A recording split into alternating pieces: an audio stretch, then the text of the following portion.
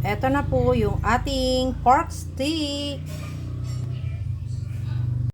Eto guys, gagawa tayo ng pork stick. Ito yung mga main ingredients niya. Okay, yan, karne, kalamansi, then bawang and sibuyas. Okay guys. Okay, mainit na yung ating mantika. Ihulog na natin yung bawang. Ayan guys.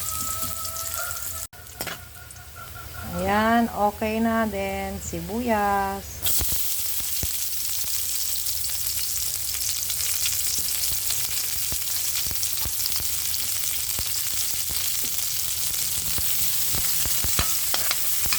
Ihulog na natin yung karne.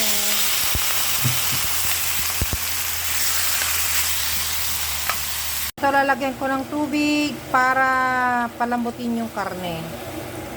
Ito, timpla na natin. Lagyan na natin ng toyo. Ayan. Konting oyster sauce. Okay. Then, magic sarap.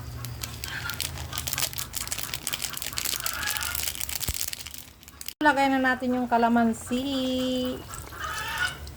Yan, hintayin nating maluto hanggang mamaya pag malambot na.